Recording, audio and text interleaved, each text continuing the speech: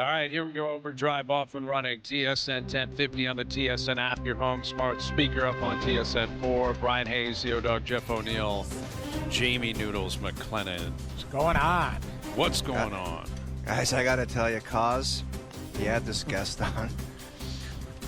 He made me depressed almost immediately. No. This guy's name was Peter Apple, baseball guy. And he started saying that Vladdy has basically in this series been driving the ball directly into the ground.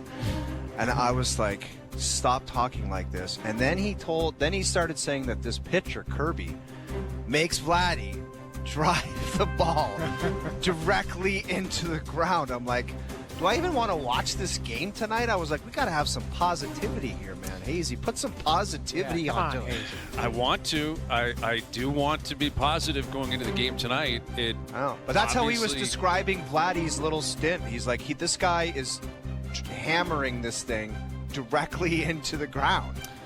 Yeah, it's nuts. At times he's been unlucky. They've all been a little bit unlucky. You know, baseball stats, you can find, different things where you're hitting the ball and where the defenders happen to be, and are you getting lucky in terms of finding gaps and all that kind of stuff. But ultimately, it doesn't matter.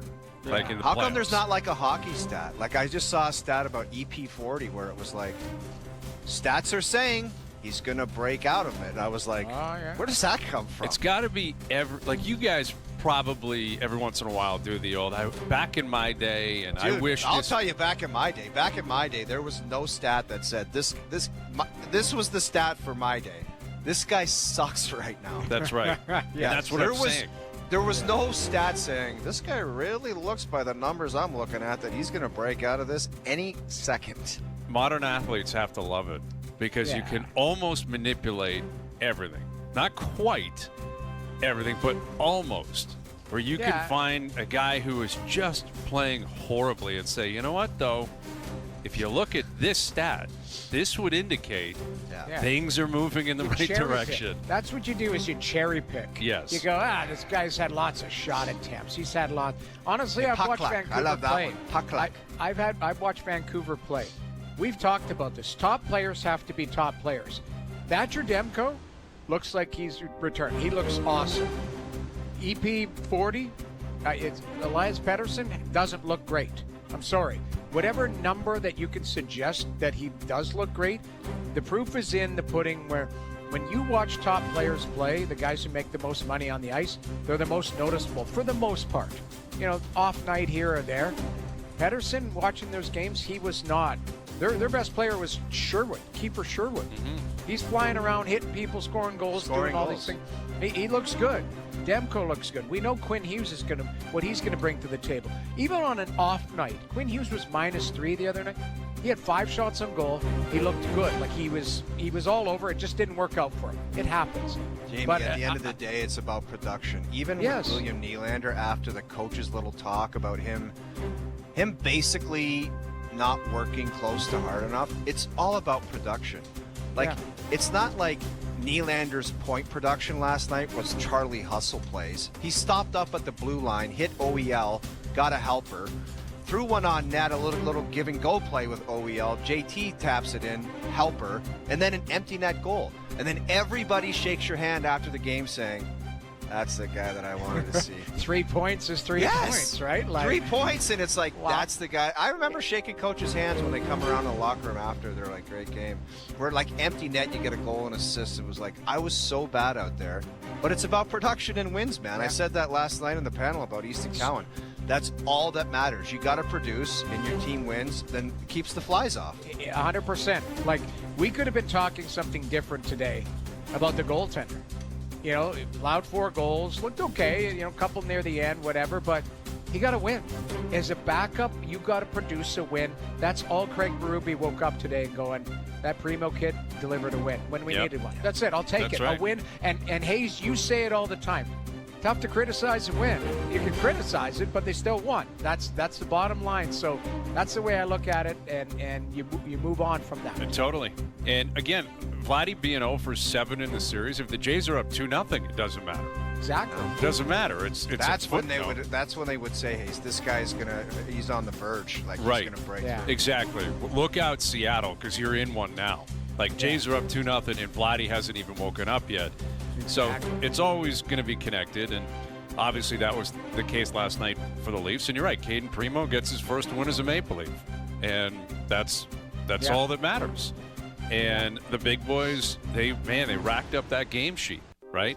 I thought Nyes looked really good last night, but Willie had a few points, and Austin had 2 goals, and they're loving those empty netters, and JT scores, like you said, so everyone can leave the building got feeling his first good. Point. Yeah, Cowan got his first point.